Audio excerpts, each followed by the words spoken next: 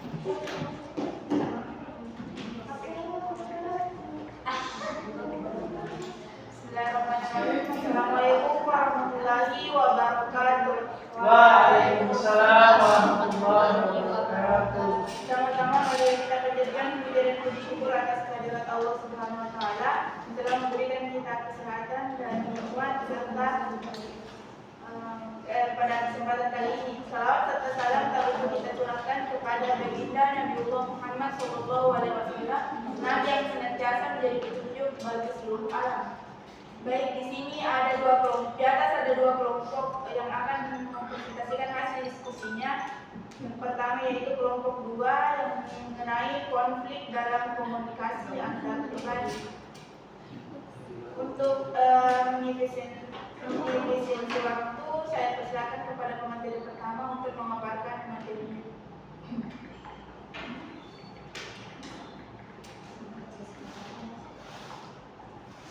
Baik, terima kasih atas kesempatan yang diberikan kepada saya. Mungkin langsung saja mengenai konflik dalam komunikasi antar pribadi itu. Konflik dalam KP mengarah pada suatu ketidaksepahaman antara individu yang terhubung, antara teman dekat, kekasih, atau anggota keluarga. Konflik adalah bagian dari setiap hubungan antar pribadi, antar orang tua dan remaja, kakak dan adik, atau teman kerja. Konflik dengan orang lain adalah fakta kehidupan dan bukanlah hal yang buruk. Konflik dapat mengarah pada meningkatnya perasaan negatif. Banyak konflik yang mengikutsertakan metode berselisih yang tidak benar dan lebih berfokus untuk menyakiti orang lain. Konflik dianggap dapat mengurangi energi yang dapat digunakan untuk hal lain. Namun, konflik tidak selalu berdampak negatif bagi hubungan mereka. Faktanya, konflik dapat mendorong kemandirian dan perkembangan peran sosial mereka. Dari sisi positifnya, konflik dapat memaksamu untuk melihat sebuah masalah dan berusaha mencari solusi yang berpotensial. Jika kamu menggunakan strategi konflik yang produktif, hubunganmu akan menjadi lebih kuat, sehat, dan lebih memuaskan daripada sebelumnya. Dengan adanya konflik, pihak lain dapat tahu bagaimana kebutuhanmu dan sebaiknya sekaligus memungkinkanmu untuk menyatakan apa yang masing-masing pihak inginkan dan cara mendapatkannya.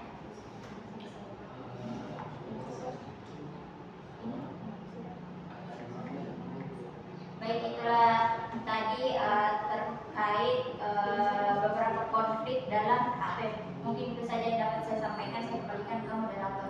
Selanjutnya saya persilakan kepada pemaparan materi kedua. Baik, saya akan melanjutkan dari pembahasan pertama.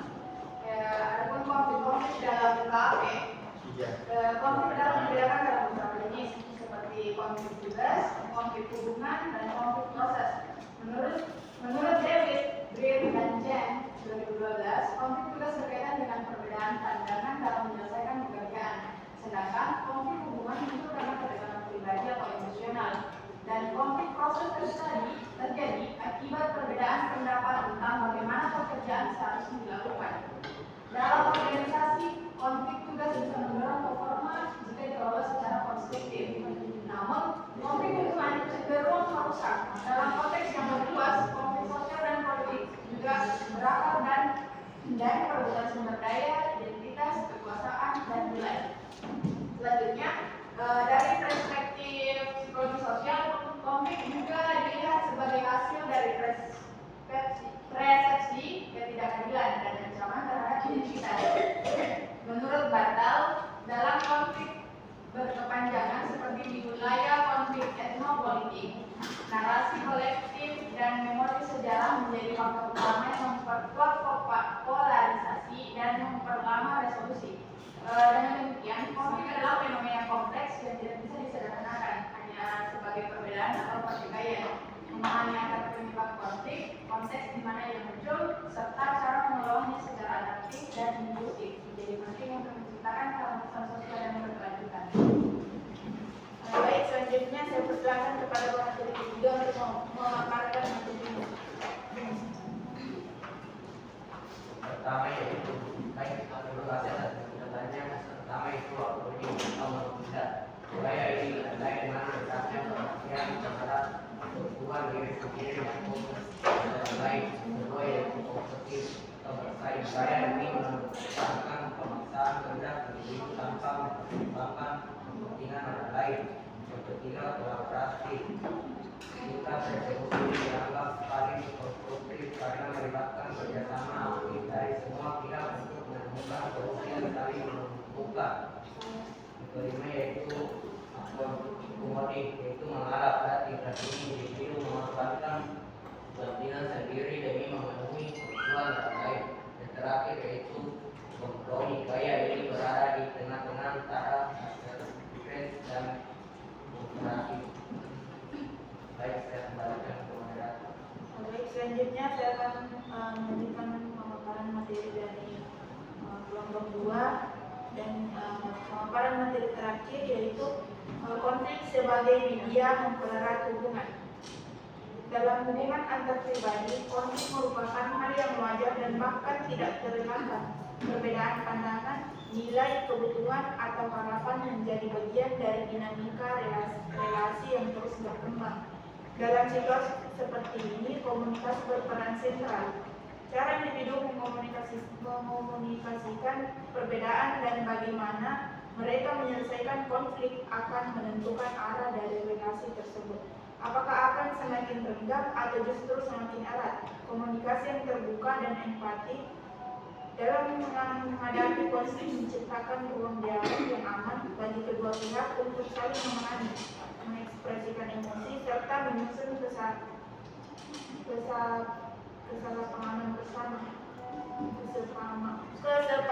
bersama.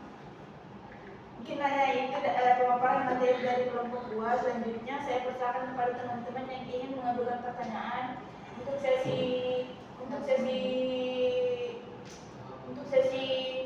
pertama itu saya persilakan untuk 2 orang dan selanjutnya saya persilakan kepada kelompok 3 untuk memaparkan materi ini.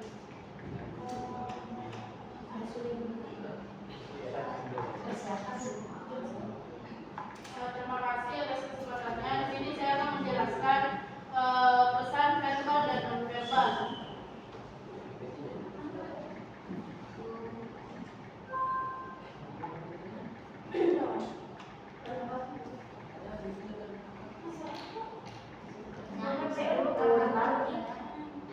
Yang mau bertanya silakan bertanya. Ini mempresentasikan materinya.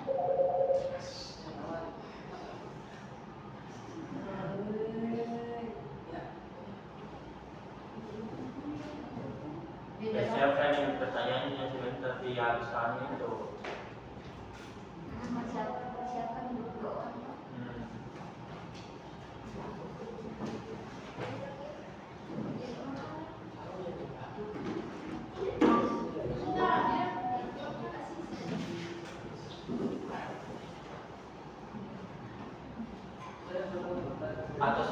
Atau yang sudah ada pertanyaannya silakan ajukan. Jadi tadi aku bilang kan tadi yang ada pertanyaannya silakan mengajukan. Nah sudah angkat tangan bilang mau bertanya. Tapi kita serahkan tadi dia kelompok 1 untuk menjelaskan. Iya. Begini, balik selesai ini dulu. Sementara ini kalau persiapan tuh, jadi langsung angkat tangan nih dari tunggu bilang siapa angkat tangan. Baru yang punya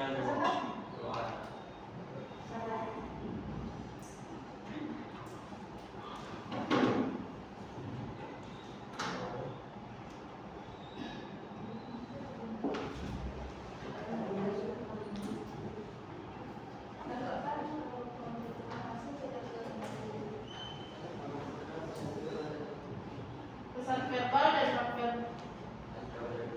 Baik, kami dari kelompok 3 ingin menjelaskan pesan verbal dan non verbal.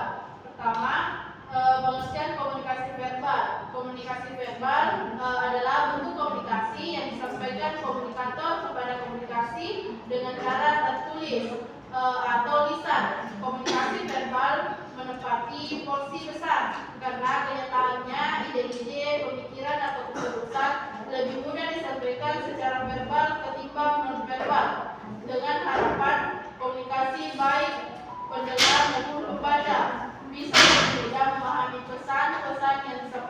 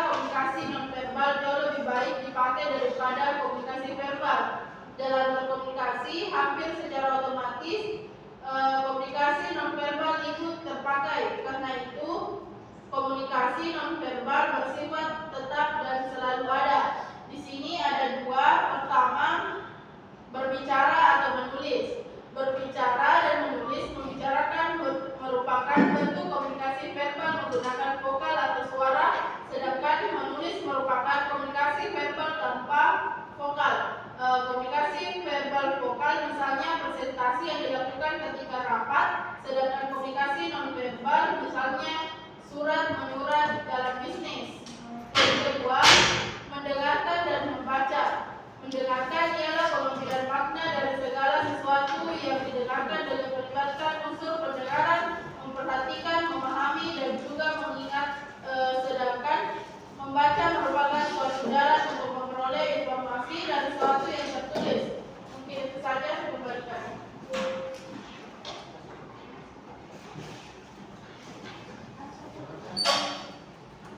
Baik, di sini saya akan membacakan contoh komunikasi nonverbal. Yang pertama ada sentuhan, yang dimana sentuhan dapat termasuk bersalaman, menggenggam tangan, berciuman, sentuhan di punggung, mengelus-elus, pukulan, dan lain-lain. Yang kedua itu gerakan tubuh. Dalam komunikasi nonverbal, kinestetik atau gerakan tubuh meliputi kontak mata, ekspresi wajah, isyarat, dan sikap tubuh. Dan yang ketiga vokalik atau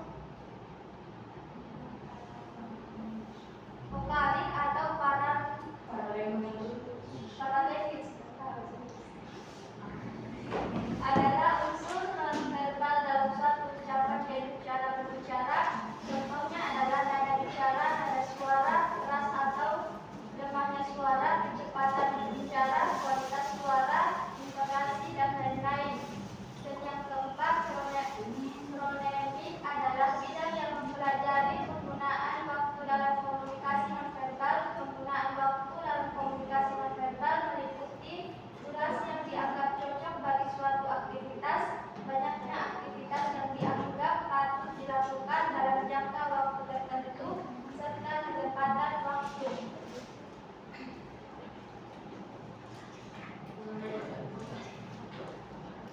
Baik, saya akan membacakan kata dan makna. Kata merupakan unit gambar terkecil dalam bahasa. Kata adalah lambing yang melambangkan atau mewakili sesuatu hal, entah orang, barang, kejadian, atau keadaan. Jadi kata itu bukan orang, barang, kejadian, atau keadaan sendiri. Makna kata ini tidak ada pada pikiran orang, tidak ada hubungan langsung antara kata dan hal. Yang berhubungan langsung hanyalah kata dan pikiran orang. Jenis komunikasi verbal ada dua, yaitu berbicara dan menulis. Berbicara adalah komunikasi verbal vokal, sedangkan menulis adalah komunikasi verbal non vokal. Yang kedua itu mendengarkan dan membaca. Mendengar dan mendengarkan itu kata yang mempunyai makna berbeda. Mendengar berarti semata-mata memiliki keindahan bunyi, sedangkan mendengarkan adalah mengambil makna dari apa yang didengar. Makna ada beberapa ahli merumuskan hubungan antara tanda, sign, objek, dan memakai dalam bentuk hubungan segitiga. Makna tidak melekat pada kata-kata, tetapi membangkitkan makna dalam pikiran orang. Makna bukanlah konsep yang mutlak dan statis yang bisa ditentukan dalam kemasan pesan. Pemaknaan merupakan proses aktif sehingga para ahli semiotika menggunakan kata kerja seperti menciptakan, membangkitkan, atau menegosiasikan itu mengacu pada proses pemaknaan. Makna merupakan hasil interaksi dinamis antara tanda, interpretika, dan objek. Secara historis, makna didapatkan dan mungkin akan berubah seiring dengan berjalannya waktu. Saya kembalikan. Terima kasih atas penyampaiannya. Saya akan melanjutkan materi pikiran dan bahasa.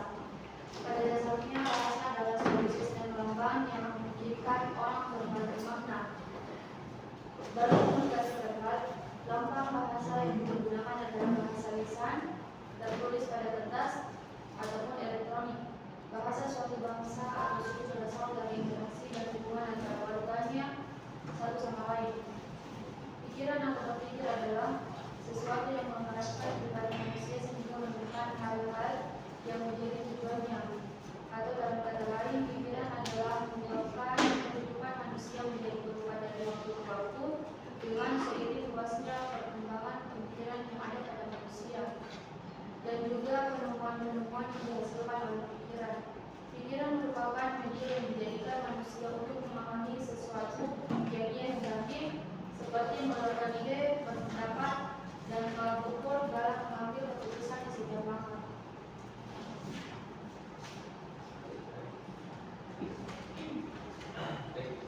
Saya tafsirkan pesan verbal. Secara harfiah, sebuah komunikasi non-verbal memiliki makna tentang sebuah pesan komunikasi yang disampaikan tanpa penggunaan sebuah kata-kata atau kalimat, melainkan disampaikan dengan menggunakan sebuah simbol, kode, pantomim, gestur, mimik atau lainnya.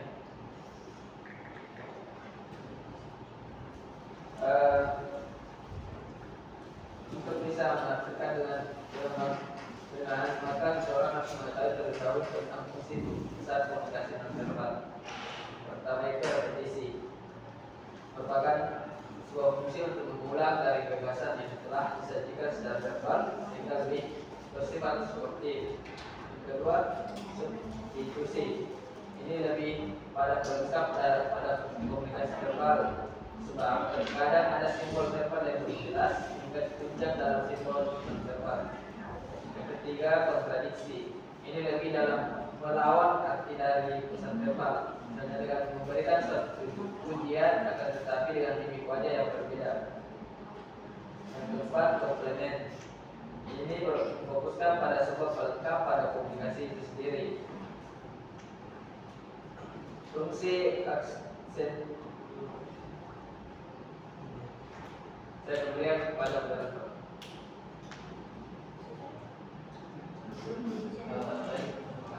Pertanyaan dalam menunjukkan fungsi kedua yaitu syarat spesial dan temporal. Syarat spesial mengacu pada lingkungan fisik.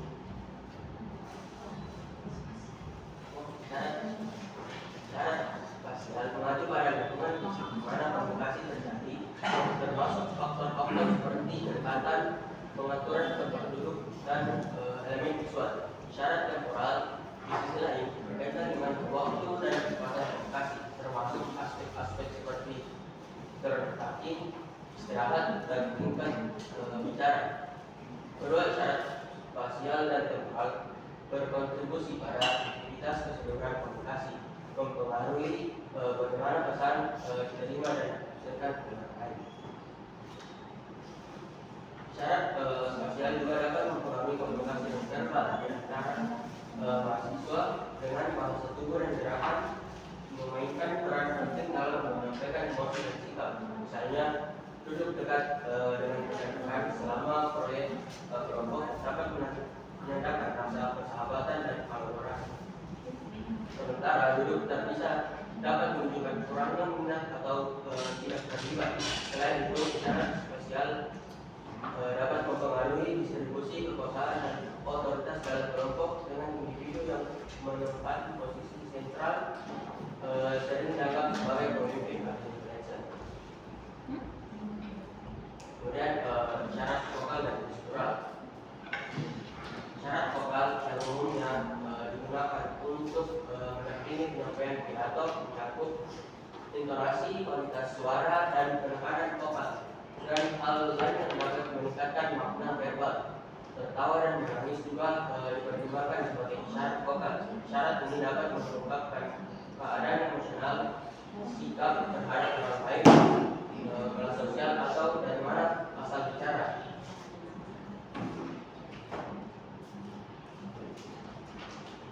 Syarat gestural adalah jenis komunikasi tanpa kata yang melibatkan penggunaan gerakan tubuh guna menyampaikan pesan tertentu. Gestural meliputi berbagai macam ekspresi, mencakup gerakan tangan, kepala, bahu, serta ekspresi pada wajah. Syarat gestural ini dapat dilakukan dengan sadar ataupun tidak sadar, tetapi tetap memiliki dampak signifikan terhadap cara orang lain memandang, memandang, dan merespon dalam berkomunikasi dengan lain. Selanjutnya saya serahkan kepada pemateri berikutnya. Baik, di sini saya akan menjelaskan isyarat visual. Seperti kita tahu, isyarat visual ini ada terdiri dari dua kata, dan yang pertama itu isyarat dan yang kedua itu visual. Isyarat itu adalah suatu bentuk tanda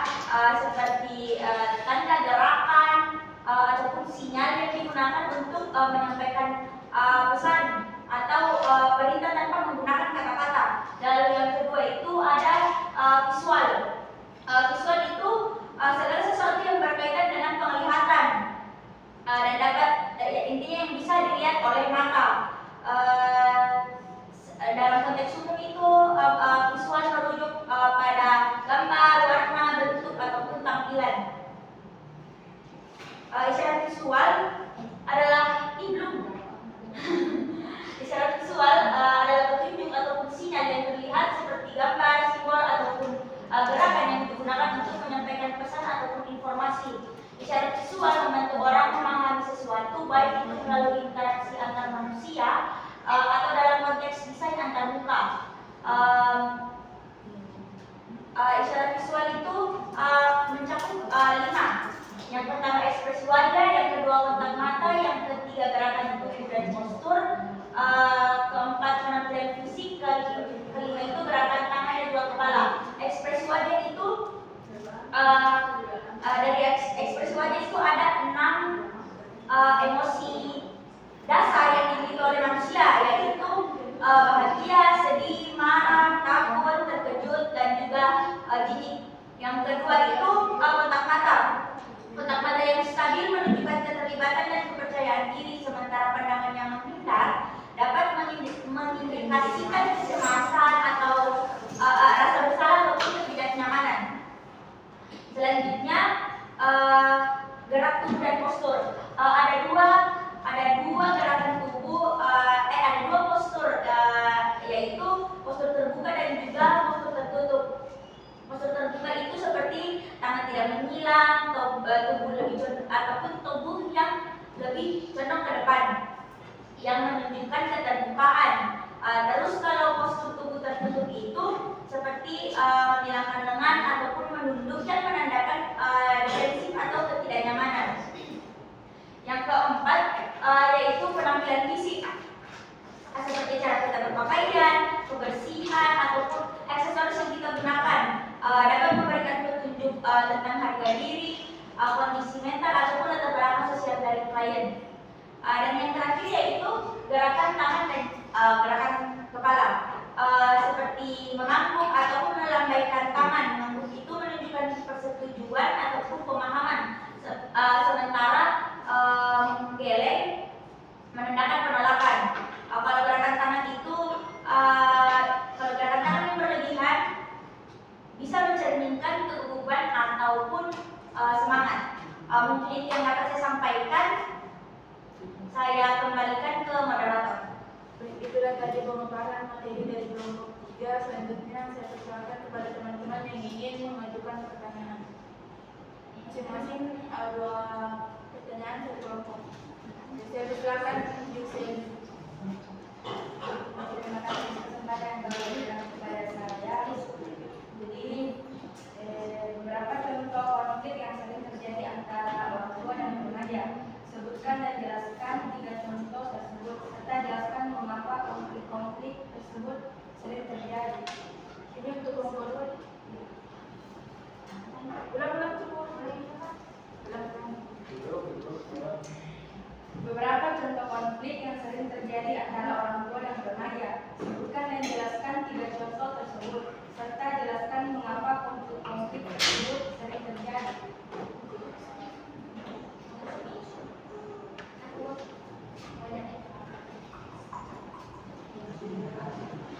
Masih ada dari teman-teman yang ingin kelompok berapa? Kelompok 2. Baik, sebelumnya terima kasih atas kesempatannya. Jadi di PPT-nya tadi slide terakhir ada disebutkan bahwasanya konflik sebagai media mempererat hubungan. Pertanyaan saya, kenapa bisa sebuah konflik itu dikatakan sebagai media mempererat hubungan? Kemudian mungkin bisa diberikan contoh dari konflik tersebut yang bisa, maksudnya yang bisa mempererat hubungan.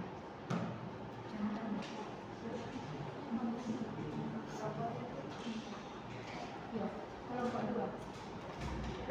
Pertanyaan yang lebih jelas yang intinya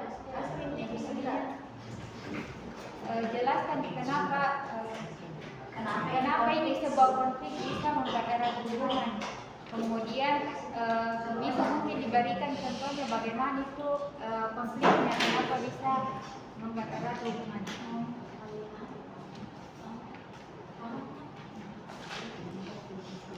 Mungkin masih ada dari teman-teman untuk pertanyaan untuk kelompok 3.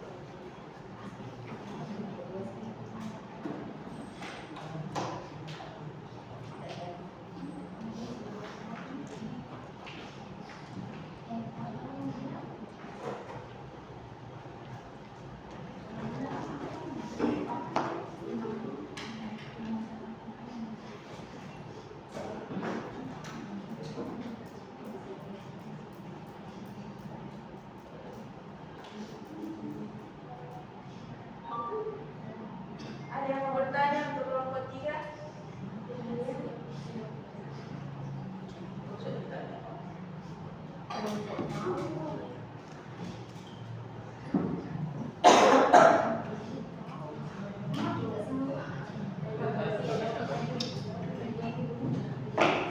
Baik, sembari menunggu pertanyaan dari kelompok 3, mungkin ada dari teman-teman kelompok saya ingin menjawab pertanyaan dari teman-teman sekalian.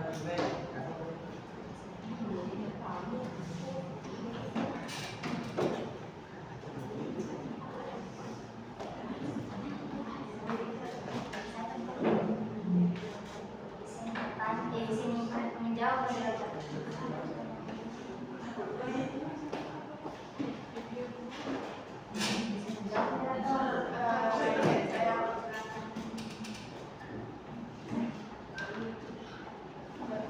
terkait pertanyaannya Yusi Asisa.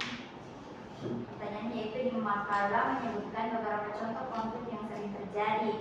Nah, contoh yang dipertanyakan kunci itu antara orang tua dan remaja. Sebutkan dan jelaskan 3 contoh tersebut. Sebutkan dan jelaskan terkait contoh konflik orang tua dan remaja. Mengapa konflik tersebut sering terjadi? Masalah komunikasi dan resolusi konflik sering terjadi ketika orang tua dan remaja berjuang meraih keseimbangan. Remaja mendefinisikan ulang peran mereka sebagai pembuat keputusan dan mencari hubungan yang setara dengan orang tua. Sedangkan orang tua mereka menolak perilaku remaja mereka dengan keras dengan menunjukkan bahwa pengambilan keputusan adalah wilayah mereka, wilayah orang tua. Hal yang sering menjadi pemicu konflik antara orang tua dengan remaja yaitu masalah tanggung jawab, kewewenangan, dan hubungan karena remaja memiliki keinginan untuk mendapatkan otonomi dan kemandirian.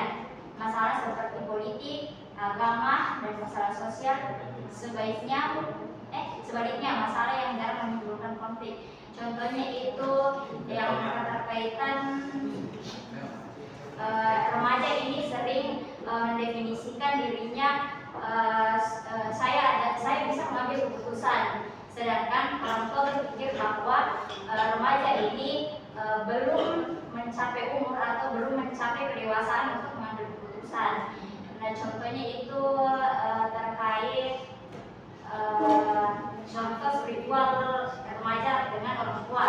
Biasanya kalau remaja itu dominan dia asik keluar, nongkrong, nongkrong jalan sama temannya, sampai-sampai kalau bahas masalah spiritual dia lupa akan sholat, sehingga pandangan orang tua ini membuat remaja bilang dimanapun kau berada tetap laksanakan sholat, tetapi si remaja ini mengambil keputusan bahwa begini nanti deh karena di luar kak, biasa ada remaja berpikiran begitu, jadi bisa terjadi konflik antara remaja dan orang tua karena hal kecil itu. Mungkin itu saja yang dapat saya sampaikan. Saya kembalikan ke moderator. Mungkin bisa ada tambahan dari sedikit menambahkan moderator terkait pertanyaannya dari Yusi Aziza, di mana dia meminta untuk sebutkan contoh konflik antara orang tua dan remaja. Kita jelaskan mengapa konflik tersebut sering terjadi. Nah, yang pertama itu konflik tentang kebebasan dan kontrol. Contohnya, remaja ingin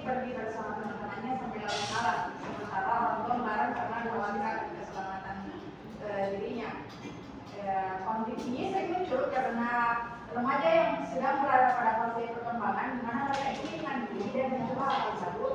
Nah, di sisi lain orang tua masih merasa bertanggung jawab untuk menjaga melindungi anaknya. Perbedaan perspektif ini sering menimbulkan ketegangan. Nah, yang kedua, konflik tentang penampilan atau gaya.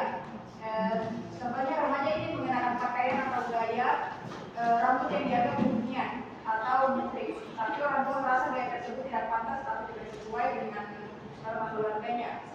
Nah, pada masa remaja, anak-anak mulai mencari identitas diri, termasuk penampilan lalu penampilan. Sementara itu, orang tua cenderung berpegang pada nilai-nilai tradisional atau norma yang sudah mereka yakini sehingga muncul perbedaan karakter. Terakhir, konflik tentang pendidikan dan pilihan karir. Contohnya orang tua menginginkan anaknya menjadi dokter, sementara remaja lebih tertarik pada seni atau karir kreatif.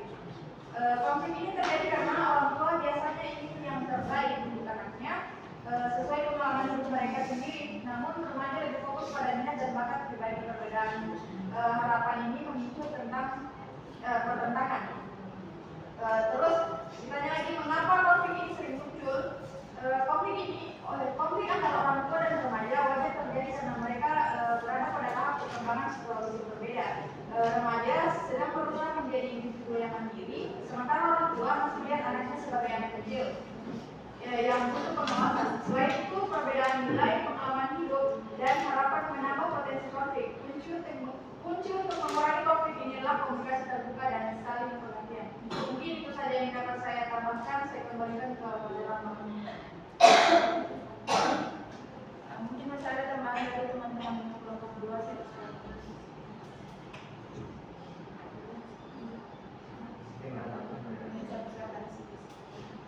Makalah menyebutkan beberapa contoh konflik yang sering terjadi antara orang tua dan remaja. Sebutkan dan jelaskan ketiga contoh tersebut serta jelaskan mengapa konflik tersebut sering terjadi. Berikut adalah 3 contoh konflik yang terjadi antara orang tua dan remaja. Pertama itu konflik tentang kebebasan dan otonomi. Remaja seringkali menginginkan kebebasan itu membuat keputusan sendiri dan memiliki otonomi dalam hidup mereka, sementara orang tua mungkin merasa bahwa remaja berusia dewasa itu membuat keputusan yang tepat. Konflik ini dapat terjadi karena perbedaan pandangan tentang apa yang terbaik untuk remaja dan bagaimana mereka seharusnya diperlakukan. Kedua, konflik tentang nilai-nilai dan norma. Remaja seringkali memiliki nilai-nilai dan norma yang berbeda dengan orang tua mereka, terutama dalam hal gaya hidup, musik atau fashion. Orang tua mungkin merasa bahwa nilai-nilai dan norma yang dianut oleh remaja tidak sesuai dengan nilai-nilai yang mereka anut sehingga dapat menyebabkan konflik. Ketiga, konflik tentang tanggung jawab dan investasi. Orang tua seringkali memiliki ekspektasi yang tinggi terhadap remaja baik dalam hal akademis, olahraga, atau kegiatan lainnya. Remaja mungkin merasa bahwa ekspektasi orang tua terlalu tinggi dan tidak realistis sehingga dapat menyebabkan konflik tentang tanggung jawab dan ekspektasi. Konflik tersebut sering terjadi karena beberapa alasan. Pertama itu perbedaan generasi. Orang tua dan remaja memiliki pengalaman dan pandangan yang berbeda karena perbedaan generasi sehingga dapat menyebabkan konflik tentang nilai-nilai norma dan ekspektasi. Kedua, perubahan fisik dan emosi. Remaja sedang mengalami perubahan fisik dan emosi yang signifikan. Ketiga, perubahan akan identitas. Sedang mencari identitas dan mencoba menentukan siapa mereka dan apa yang mereka inginkan dalam hidup sehingga dapat menyebabkan konflik dengan orang tua yang memiliki pandangan berbeda. Saya sedang membagikan penjelasan. Sedikit menambahkan mengenai tentang konflik dengan orang tua dan remaja, di mana remaja ini kan cenderung ingin lebih mandiri dan membuat keputusan sendiri seperti memilih teman, memilih karir, memilih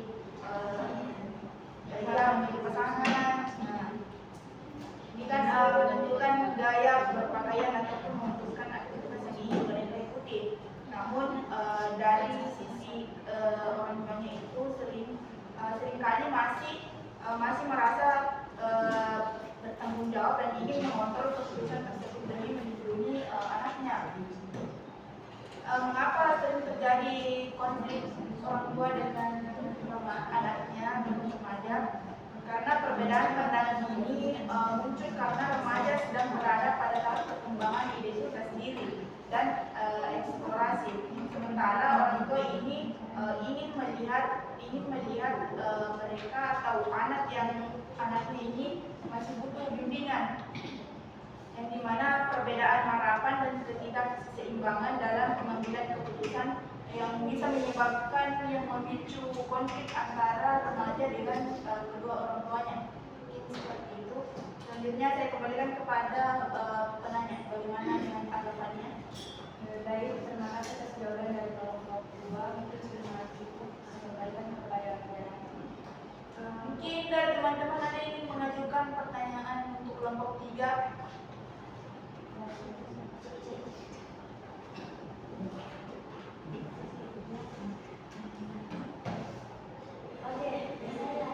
Oke, baik, saya persilakan.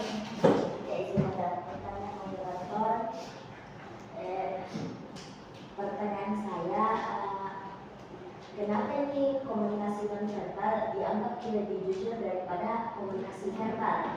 Apakah ada pengaruh dari kontak matanya atau ekspresi wajahnya dari dalam ini komunikasi? Dalam ini ya, terima kasih, saya kembalikan ke moderator. Ulangi. Kenapa komunikasi nonverbal itu dianggap lebih jujur daripada komunikasi verbal? Terus apakah ada ini pengaruhnya dari kontak mata atau ininya apa tadi itu namanya? Atau ininya ekspresi wajahnya? Ya, saya kembalikan ke moderator.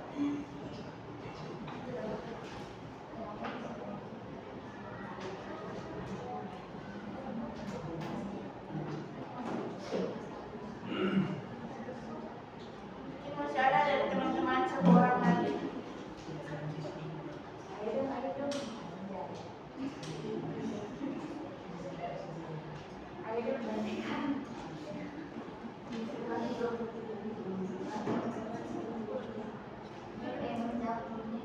Oke, kalau tidak ada, saya persilakan kepada teman kelompok 2 untuk menjawab pertanyaan dari teman-teman sekalian. Menjawab moderator mengenai pertanyaan dari sebelumnya, yaitu mengapa konflik sebagai media pembelajaran di sana. Mungkin konflik seringkali diartikan sebagai suatu yang tidak fix dalam relasi antar individu. Nah, mungkin saya akan memberikan contoh konflik sebagai pemerintah hubungan. Contohnya mungkin di sekitaran kampus justru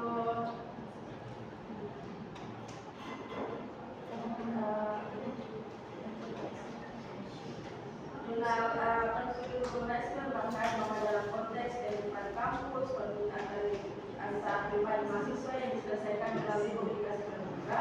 Itu mendorong terbentuknya pemahaman yang lebih mendalam dan memperkuat ikatan sosial.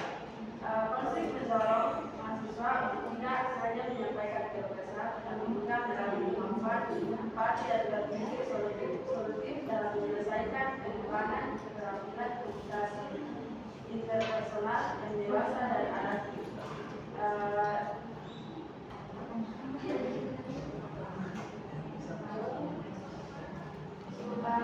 Dalam konflik ini kemampuan mereka dalam mengelola konflik melalui kecerdasan, emosional, komunikasi interpersonal yang efektif. Mungkin masih ada tambahan dari teman-teman kelompok 2. Baik, saya menambahkan pertanyaan dari Rizky Satya, yaitu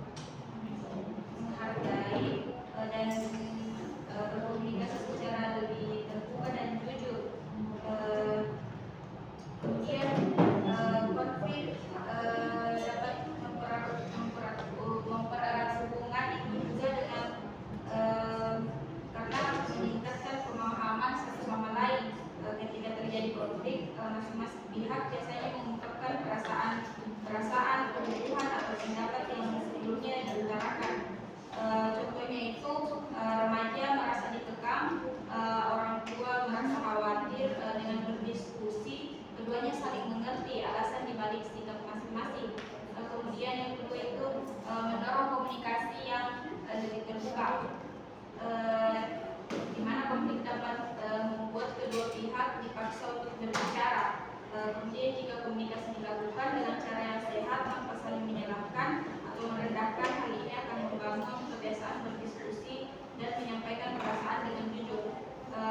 Ini menciptakan hubungan yang lebih transparan dan kuat. Yang ketiga, mengembangkan rasa saling percaya dan penghargaan.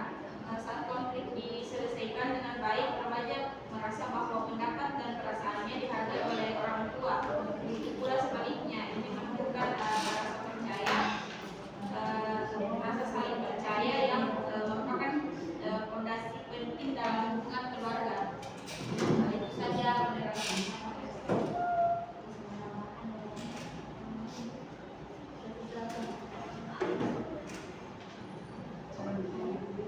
Terkait pertanyaan yang disini, kenapa konflik dapat mempererat hubungan? Misalkan yang umum kita ketahui bahwa itu konflik sebuah perdebatan atau kesalahpahaman antara individu yang satu dengan individu yang satu. Tadi sudah dijelaskan oleh Adia mengenai konflik. Jurnalnya ilmu komunikasi mengungkapkan bahwa dalam konteks kehidupan kampus yang dapat mendorong mahasiswa membentuk pemahaman yang lebih mendalam dan memperkuat ikatan sosial mereka, sehingga dapat melatih kemampuan empati dan berpikir solutif dalam menyelesaikan permasalahan lingkungan.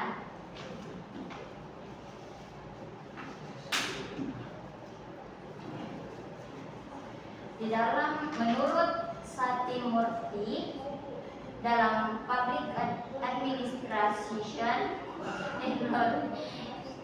yang menyoroti bahwa kualitas hubungan antar pasangan sangat dipengaruhi oleh kemampuan mereka dalam mengelola konflik melalui kecerdasan emosi dan komunikasi interpersonal yang efektif. Ketika konflik dikelola dengan pendekatan kooperatif dan penuh empati seperti tadi yang dijelaskan oleh Adia, hal ini tidak hanya meredakan ketegangan, tetapi juga meningkatkan rasa aman dan kepuasan dalam hubungan. Hal ini menunjukkan bahwa dalam konflik, jika dipahami sebagai bagian alami dan dinamika hubungan, dapat menjadi fondasi bagi terbentuknya relasi yang lebih kuat dan sehat. Nah, penting bagi setiap individu untuk membekali diri dengan keterampilan komunikasi interpersonal yang memadai dalam menghadapi konflik. Karena yang seharusnya itu konflik tidak perlu dihindari, melainkan dipandang sebagai kesempatan untuk tumbuh bersama, memperdalam kedekatan, serta memperkuat kepercayaan dan komitmen satu sama lain. Nah, contohnya misalnya dalam proses diskusi seperti ini toh, diskusi biasanya itu dalam satu kelas itu ada mahasiswa yang ambis dalam diskusi. Misalnya kelompok satu berdiskusi di atas, terus mahasiswa ambis ini di bawah tidak pernah menerima jawaban dari kelompok yang berdiskusi. Nah, kan kalau tidak adanya empati dari salah satu individu ini, mungkin terjadinya konflik. Tapi untuk mempererat hubungan antara si mahasiswa ambis ini dengan si kelompok yang presentasi di depan, mungkin selain dari jawaban yang diperjelas, mungkin si mahasiswa ambis ini tidak seharusnya menyimpan dendam juga kepada yang presentasi, karena bukan juga karena untuk nilai sehingga dia ambis, bukan karena untuk mengejar nilai dengan dia ambis, tapi dia seharusnya memahami lebih mendalam terkait apa yang disampaikan oleh kelompok di atas sebelum mempertanyakan kembali apa yang seharusnya sudah terjawab tapi dia pertanyakan lagi. Itu mungkin menjadi suatu penghubung agar mahasiswa ambis ini dengan kelompok yang presentasi tidak terjadi konflik, tetapi hubungan si mahasiswa ambis ini dengan yang presentasi akan mempererat hubungan mereka tanpa adanya konflik yang terjadi atau perdebatan yang terjadi dalam diskusi. Saja yang dapat saya sampaikan untuk contoh dan terkait konflik mempererat hubungan. Saya kembalikan kepada moderator. Sebagai penambahkan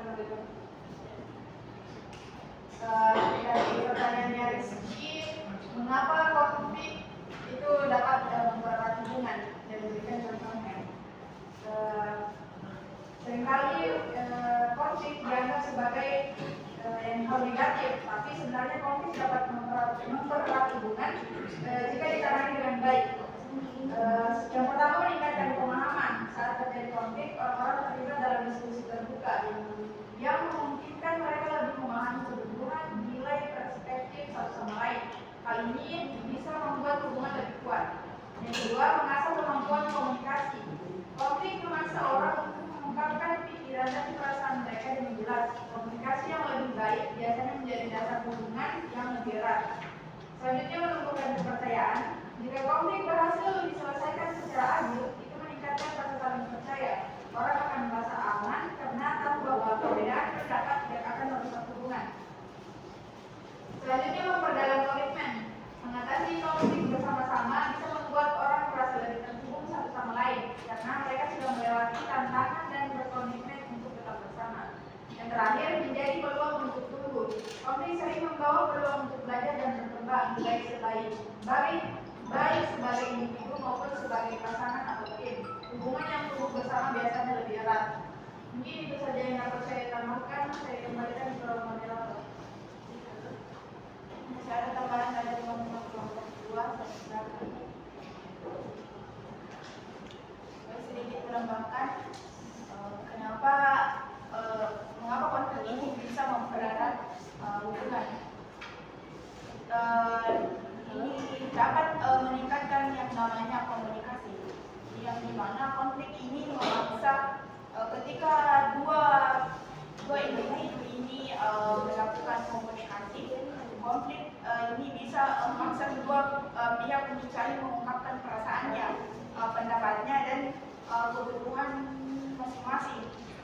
Ini kemudian dapat membantu membangun komunikasi yang lebih jujur dan terbuka satu sama lain antara individu dengan individu yang lainnya.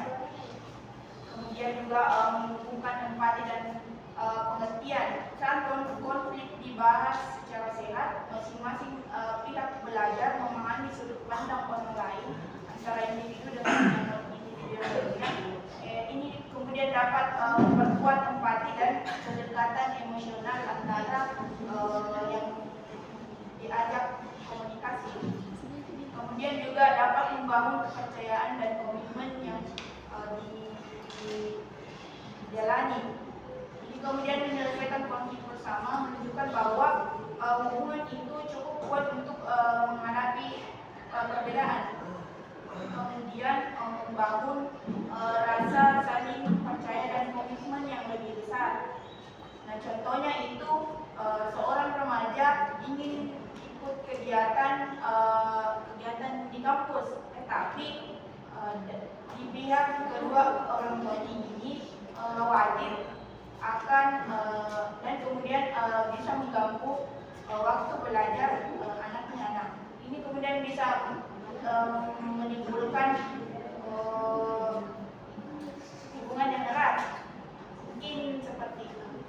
Selanjutnya saya kembalikan kepada penanya. Baik, terima kasih banyak atas jawaban dari kelompok 2. Namun sedikit terkait dengan jawaban kelompok 2, bahwasanya konflik ini bisa meningkatkan individu dalam memahami dan menghargai individu lain. Tapi kemudian contohnya tadi misalnya siswa yang ambis dan yang kepada presentasi itu banyak cerita yang kudengar itu dari individu yang diambis ini bahwa saya justru tidak suka kepada siswa yang ambis ini. Kemudian untuk memahami dan menghargai itu biasanya itu dalam konflik lebih ke orang dewasa yang bisa melakukan itu. Kalau yang remaja itu kayaknya agak susah untuk memahami dan menghargai dalam sebuah konflik.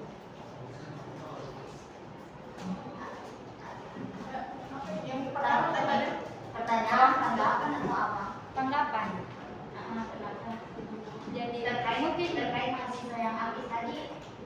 Bukan, yang contohnya tadi kan begitu. Jadi mungkin bisa diberikan contoh yang lebih akurat lah, karena menurutku kalau yang begitu tidak apa di iya, justru banyak yang ku dengar cerita bahwanya saya tidak suka ini kalau terjadi antara individu satu dengan individu dua begitu.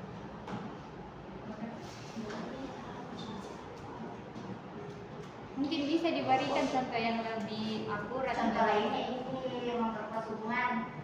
Iya, konflik sama pengertiannya juga, karena menurutku kalau yang memahami sama menghargai itu lebih ke orang dewasa yang bisa melakukan itu.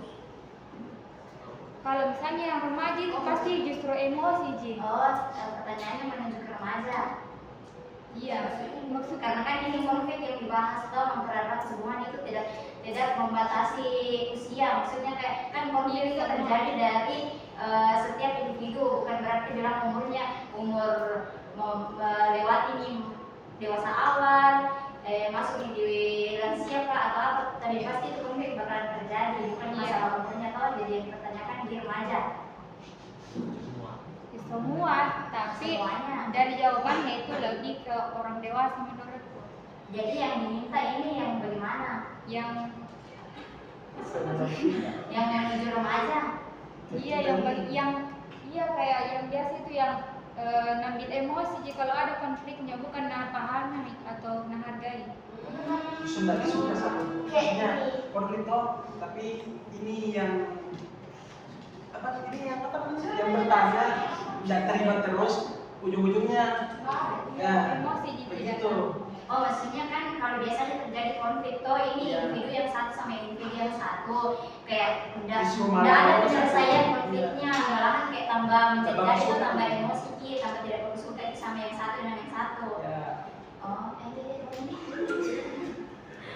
Sebenarnya tuh kalau misalkan terjadi konflik begitu itu kan pasti ada kenapa ini bisa terjadi konflik ini antara individu dengan si ini. Makanya dibilang ketika melakukan komunikasi itu harus yang namanya melakukan keterbukaan. Karena kalau misalkan saling menutupi kemudian bisa dia terjadi ini kesalahpahaman, nah timbul itu konflik. Makanya kalau melakukan komunikasi itu minimal saling terbuka sama lain sehingga tidak menimbulkan yang namanya konflik. Maksudnya tadi itu beda pendapat di Oh, maksudnya untuk lebih memperkuat hubungannya itu toh yang tadi yang salah paham. Contohnya tadi yang bilang gini, yang dijelaskan tadi sama saudari yang susah, diperlukan keterbukaan antara setiap individu. Yang misalnya tuh yang individu yang satu dengan individu yang satu, karena bisa jadi faktor terjadinya konflik itu salah satunya kesalahpahaman. Nah, kalau misalnya kalau tidak adanya keterbukaan antara si individu ini mungkin bisa terjadi konflik. Tetapi kalau si masing-masing individu ini mempunyai keinginan untuk terbuka satu sama lain, mungkin lebih terbuka, masing-masing lebih terbuka, mungkin konflik ini tidak bakalan terjadi. Tetapi konflik ini malahan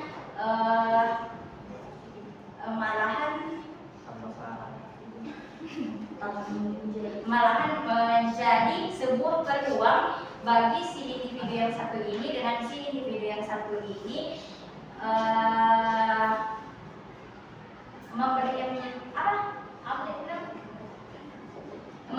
mendapatkan peluang dalam membangun sebuah hubungan yang lebih bermakna. Maksudnya kan kalau dalam segi persahabatan kan kalau misalnya satunya kalau ada kesalahpahaman pasti salah satu dari individu ini bakalan berpikir bilang, ini ternyata begitu sih deh, selama ini begitu sih, padahal lama mata jalan ini pertemanan ternyata begitu sih sifatnya, padahal di tengah-tengah persahabatannya ini terjadi kesalahpahaman dari oknum luar, paham?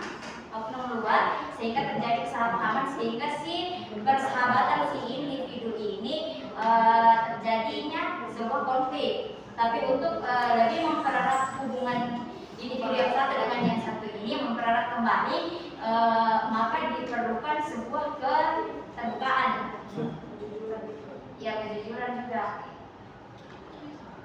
Mungkin saja. Ini masih ada sanggahan dari selama ini. Baik, terima kasih atas jawabannya. Saya rasa sudah cukup. Mungkin masih ada dari teman-teman yang ingin mengajukan pertanyaan untuk kelompok 3. Saya persilakan. Kalau tidak ada, saya persilakan kelompok 3 untuk menjawab pertanyaan. Mau Jawab. ini Jawab Ibu. Jawab Ibu. Atau menunjukkan mungkin dulu supaya mencari.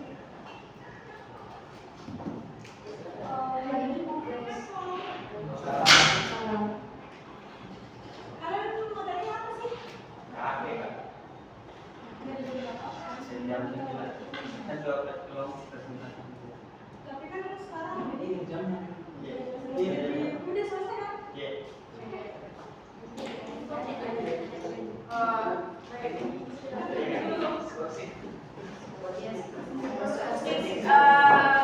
Karena saya selanjutnya mau ngajak jadi kita opening dulu.